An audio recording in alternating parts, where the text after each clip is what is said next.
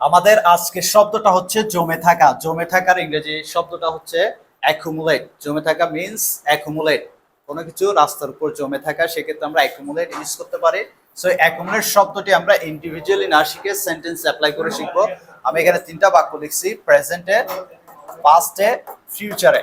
প্রথম বাক্যটা দেখো, রাস্তায় পানি জমে থাকে। তাহলে কি জমে থাকে?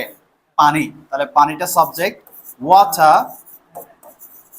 তারপরে কাজটা হচ্ছে কি জমে থাকা, ভার্বটা জমে থাকা, water অ্যাকুমুলেটস।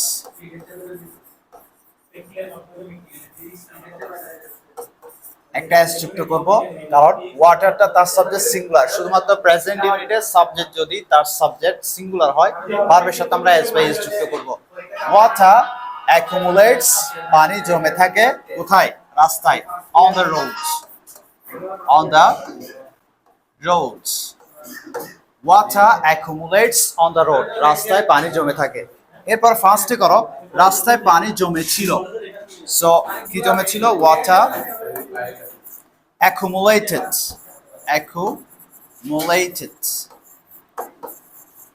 accumulated, water accumulated on the roads, on the roads, রাস্তায়, that means on the রাস্তার উপর, যেহেতু এই জন্য আমরা on the road ইউজ করব। এখানে ভার্বটা প্রেজেন্ট ছিল, এটা ফার্স্ট হয়ে গেছে, accumulated, ফার্স্ট ফর্ম।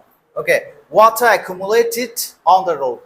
এবং লাস্ট ফাইনাল ওয়ান হচ্ছে যে ফিউচারে, রাস্তায় পানি জমে থাকবে। তাহলে এটা ফিউচারে জমে থাকবে। সো ওয়াটার উইল, ফিউচার আমরা উইল ইউজ করব, তারপর ভার্বের present form. Water will accumulate,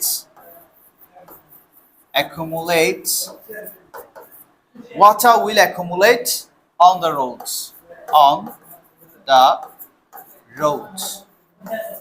water will accumulate on the road, that's all. এভাবে আমরা প্রতিটা শব্দ ইন্ডিভিজুয়ালি না শিখে সেন্টেন্স অ্যাপ্লাই করে শিখলে আমরা আমাদের কমিউনিকেশনের সময় অটোমেটিকলি এই ওয়ার্ডটা আমাদের মাইন্ডে চলে আসবে এবং আমরা অ্যাপ্লাই করতে পারবো। That's all for today. আসসালামু আলাইকুম।